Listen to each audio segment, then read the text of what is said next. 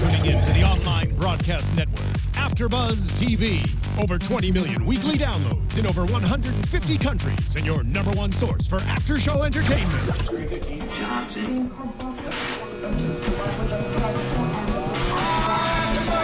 AFTERBUZZ TV, the destination for TV superfans, producing after shows for over 300 of your favorite TV shows, interviewing celebrities and showrunners, and bringing you behind-the-scenes exclusives. All thanks to E! Entertainment's Maria Menounos, producer Kevin Undergaro, and internet leader Akamai. Now, let the buzz begin! The radio up and singing my song. I love this song. So good. This is the best 90s song ever. Well, thank you guys for tuning in again. Welcome to the second episode of VH1's new show, Hindsight, that we are obsessed with. It is called Square One. My name is Sam Davidson, and here I have Laila Sadny with me. Hello, guys. And let's just jump right into it. Yes. We love our new fans, by the way, that love this show just as much as we do. So please keep on tweeting at us, commenting. It's amazing. I want to start by talking about Becca and Sean. Ooh, Becca and Sean. The opening scene was pretty intense. You know, we left off in the first episode with her, you know, leaving him at the altar and then going to the bar with Lolly and then, you know, being happy and having like a good old time. And she just left her husband, or her would-be husband. Yeah. And he walks in and catches her with a huge smile on her face. And, you know, he wasn't happy. So she runs out of the bar and they talk. And I mean, he asked for the ring back, which makes sense. But he's just so hot. He's so hot and he's so heartbroken, which makes him even hotter. No. Yeah, well, I mean, it's true, though. It's sad because, like, we know that this probably was for the better. Yeah. I think we know. Well, we don't really know. We think we know, and Becca thinks she knows. And it's kind of funny because Sean even made that comment like, oh, what, do you know the future now? And I thought she was going to tell him at that moment. I kind of want, like, I don't feel like it would be and she hasn't been given any rules at all about time travel or like who you can tell, who you can't tell. You know, a lot of times it's like this is the biggest secret ever. You can't tell anybody. Right. But she can tell whoever. So, and I feel like too that'd be such a good excuse for breaking somebody's heart. It's Right. like, I'm sorry. Like, I'm here from the future. We didn't work out. And then he'd probably be grateful that she left him at the altar and like everything would be fine. But I don't know. I mean, what was it's hard. It's very frustrating and heartbreaking to watch their relationship. It is, and to see how hurt he is. And, you know, fast forward in the episode, we can talk about it later on, but just to see how tore up he is, like when Lolly goes to his apartment to pick up her things. And yeah, I mean, he's really torn up. And then, you know, like, well, let's talk about it. Like, let's talk about their honeymoon, the ticket. That... Like, you know, because it's basically Becca and, you know, it's Right. Becca and all these different characters and the effect that it's having on her life, having gone back about 20 years. So he confronts her, you know, and says, like, I just mean peace, and gives her her ticket to go for their honeymoon. that was really sweet. You know, in the first episode, they have these really, really sweet scenes together, the two of them. Their chemistry is great. And it's just like almost like heartbreaking, tear-jerking scenes. Yeah. And that was one of them. And I love it, too, because, like, while Becca does an amazing job of, like, traveling back in time 20 years, she looks like she's so young anyways. And, you know, like, they put a little makeup on her when she's 40 and, you know, just more layers. But she's stunning, and she could just completely pull off that she's 23 again. No, totally. But, you know, their relationship, it's very young, and that is what is so important to remember, is that they were young and in love and kind of stupid. Like, if you're 23 and you're in love, you don't need to get married. No. Just my opinion. I mean, but, yeah. you know, some people learn some people it works out for, and some people learn that wasn't the right thing. Yeah, and I mean, it was so selfless of him, too, to say, oh, we could go on our honeymoon, and we could just start over and sit on the beach. introduce ourselves. It was so sweet. But would that really happen? Like, or I feel, because we don't know exactly what, she's made, like, some references as to her problems that she had with him and kind of what happened.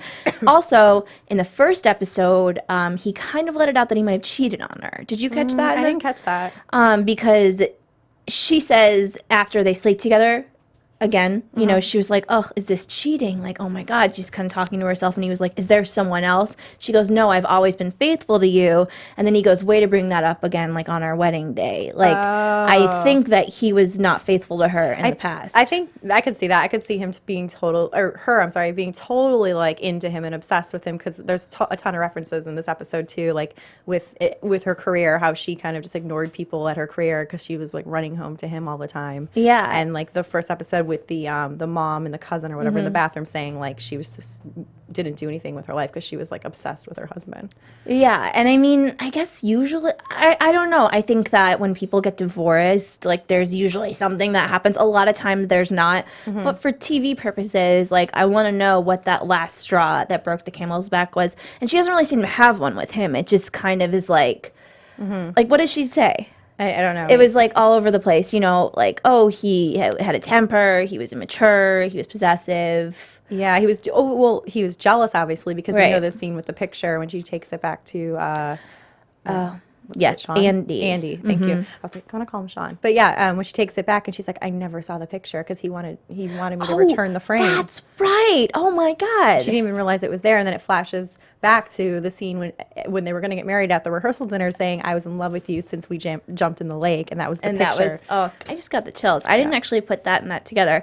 Well, okay, let's move on to Becca and Lolly. I love that. I love them. They're so cute. I love them because everybody has that friend, and like I think that's why the show is going to do so well and is doing well, is because it's so relatable on so many levels. Like everyone's like, yeah, that's like me and my best friend, and then all the throwback like items from the 90s that they keep like showing are great. And also, you know, I've had several people that I've kind of told about the show and made watch the show, and the comments I always get are like, the music's so great, the music's amazing on the show. Oh my God. I was just, when I was taking notes while I was watching the show, I was like, Mariah Carey, Lisa Loeb, and My So-Called Life. What? Exactly. Amazing. It's in My So-Called Life, which is funny because this show kind of like reminds me of a little My So-Called Life. Yeah, it is. It's, you know, because it has her, because we are like, she is, you know, it's not really, it is an ensemble cast in a way, but like it's her. She is the main by far, like the big star. But Lolly is like, she's so awesome. Her best friend. Lolly's hilarious. And she goes to Sean's apartment for her, which we talked about, you know, which was really nice. She says a best friend's work is never done. Yeah, it's adorable. We also learned that she works at a video store and is really bad at her job.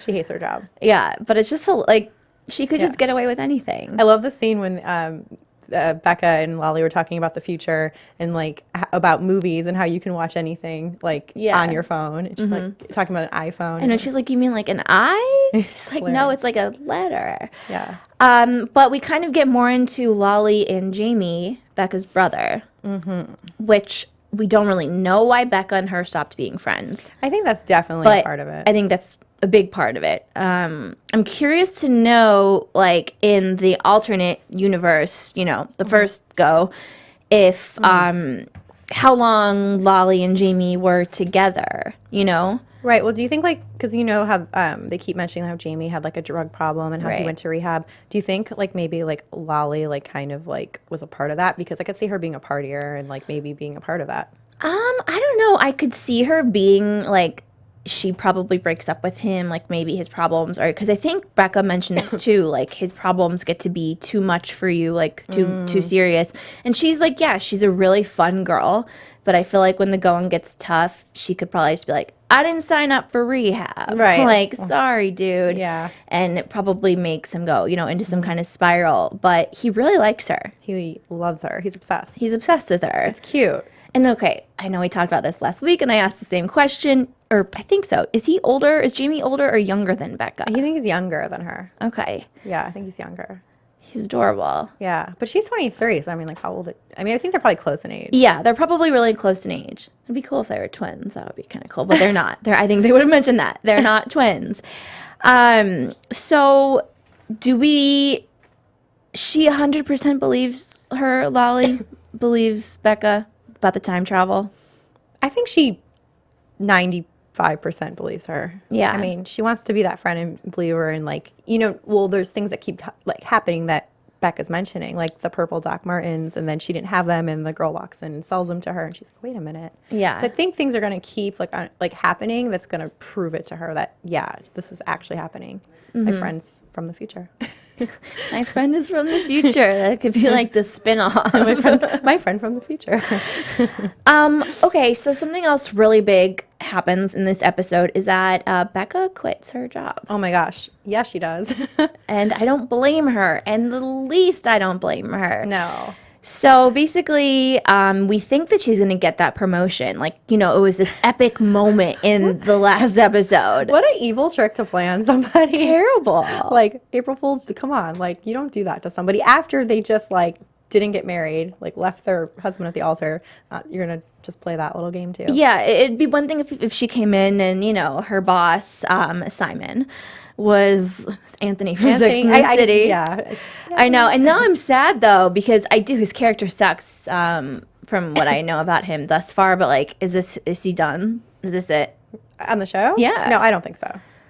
Well, so she's gone. So basically what happens is that she goes into the office, you know, all like high and mighty. And he goes, here's your, and he just like brought her into a random woman's office. She thinks she's going to be the new head of publicity. She puts her feet up on the desk. Yeah.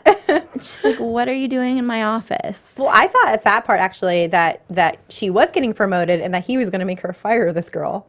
Yeah. That's what I thought. That would have been like cooler than what he did. Way cooler. But still cruel. Yeah, but I mean, like, think about it. She has worked for him in that company for 20 years, and she is probably, not, you know, she was so, like, advanced in her career, and then she goes back in time and has to be, like, getting coffee and, like, doing little errands, like, when you start out at a job. But what we know, though, about her career present day is that she doesn't do much more than that almost 20 years later. They call her, like, a glorified assistant, kind of. That's what her mom says, you know? And that's what's so frustrating. But do we know what exactly the company is or what it does publishing? Because I'm not sure. I know, like, publicity for, I guess, probably like a... Yeah, I mean, because they end up bringing PR in firm, this maybe? writer. Yeah. Yeah. Let's talk about the writer. Anton.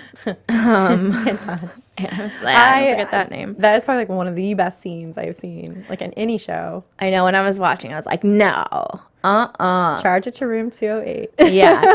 But so she basically, there's this guy present day who is, you know, some best-selling Successful author. writer and, like, philanthropist and, like, a successful, like, celebrity. Yeah. And I mean, she does really have an advantage, and I do think that she will soar in her career because she has knowledge that nobody else has.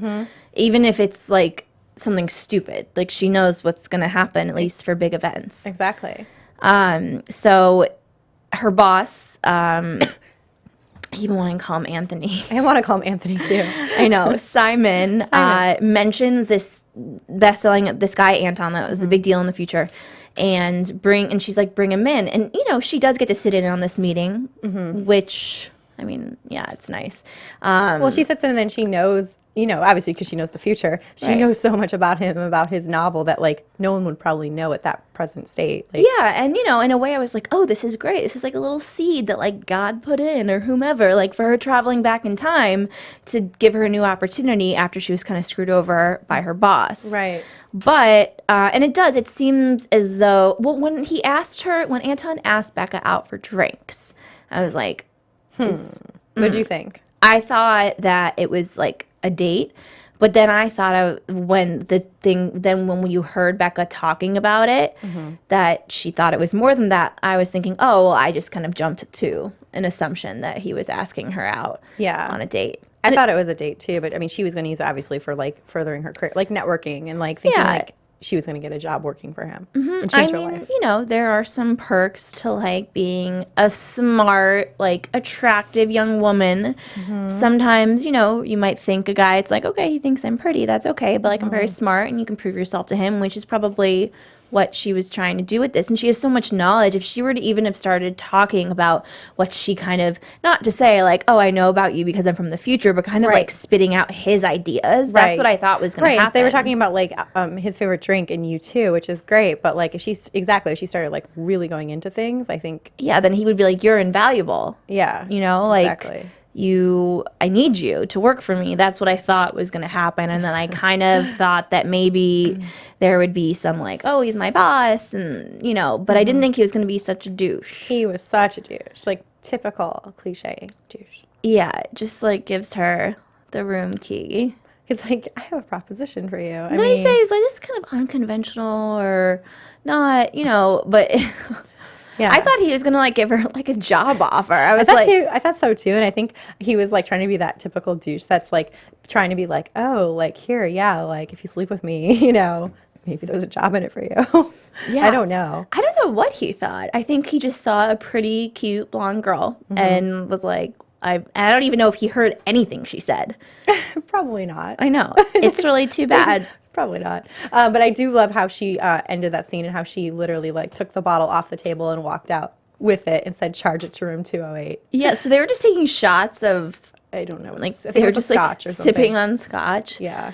So she took it. Awesome. I mean, I'm wondering how different she is now than she was when she was 23 the first time around. And like, was she more subdued then? She probably wasn't as confident for right. sure. Like, is that something she would have never done in a million years? Probably. Probably. Yeah. I mean, she probably would have never done that. No. So she's kind of like being able to go back at the world in a very crucial point in your life, with so much knowledge. And I always think about that too. Like, God, I wish I could go back to college or high school and realize like none of it mattered. Yeah. You know? Well, that and just the confidence factor. Like as you get older, like you don't care as much, you know. And to go back with that is just, yeah. I mean, what you could accomplish. Yeah, and I think that was like a cool moment, even though it was disappointing because I thought, you know, oh, she's gonna get a new job. And it's not that at all, but it's kind of to show us and to show her that, like, she's got this. Like, she's going to be okay, and she can stand up for herself. Exactly. So it was a disappointing moment, but kind of, like, inside, you were just really cheering for her. Yeah. She stood up for herself a lot in this episode, especially with Simon. Yeah, well, and then so he ends up calling her Simon, her boss, saying that he has an emergency. Basically, it's like kick some dude out of his house that he's breaking up with. Right, which then you turn to find out like she's been doing it for years for him. What does she do? I don't get it. She just like cleans up his messes. She goes in, she's like, hey guy, you need to leave. Yeah, so You have about 30 minutes and let me help you pack up your stuff. So what, and I mean, that's like a once and for all. I've had crazy bosses, and sometimes it's just like, no. No, that's crossing the point. That's low. But she quits her job, and then she's ecstatic about it. But I think he's gonna come back like begging for her. Maybe. I mean, what else is like? I don't know what she's gonna do. But that's stupid. We don't really know. I think she's very educated. I'm sure she went to college.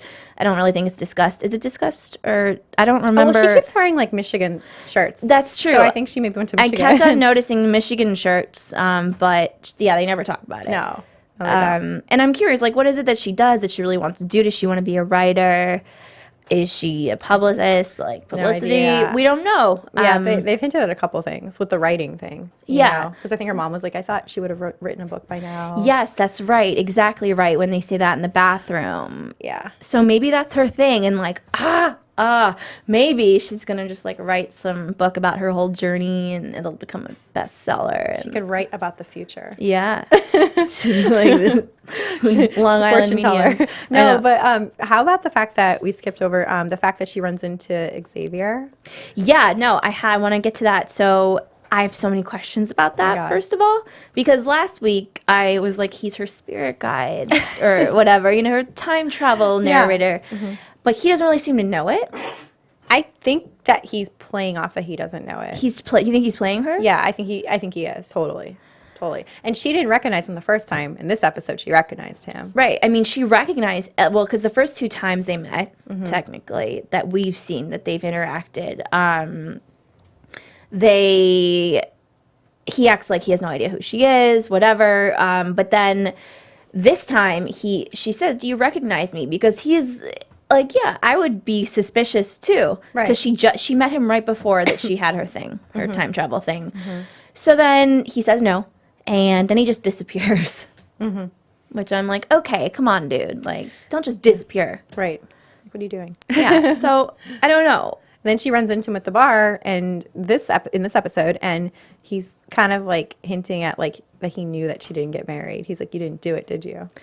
Yeah, well, also, she was, like, there the morning of her wedding at a bar. It was like, I'm getting married today. Right. So that also could be. That's true. I know, mean, that is true, but. Because I think maybe it was Allison last week that said that thought, or was it you that thought he could be a possible, like, love interest for her? I don't. That was Allison. Yeah, she said that. I don't see that at all. I don't see it either. I still think he's her, like, spirit guide or something. He vanished in this episode. Yeah, I know. So I think he might be her spirit guide. Everyone's making fun of me. Like, People don't just vanish. I'm like, this dude's her spirit guide. Let's talk about Becca's relationship with her mom. Okay. And, Dad wasn't in it this much this episode, but the mom, it really, because we don't like the mom. We don't like the so mom, much. but we find out a lot about the mom actually in this episode. Just like how, maybe why she is how she is, She pretty much told Becca that she's jealous of her, the fact that she can wipe the slate clean. Yeah, I mean, she's impressed. So we find out first, like, of course, she's angry. We could have assumed that from what we saw of her. Canceling the wedding. Yeah, she's angry, and there's money, whatever.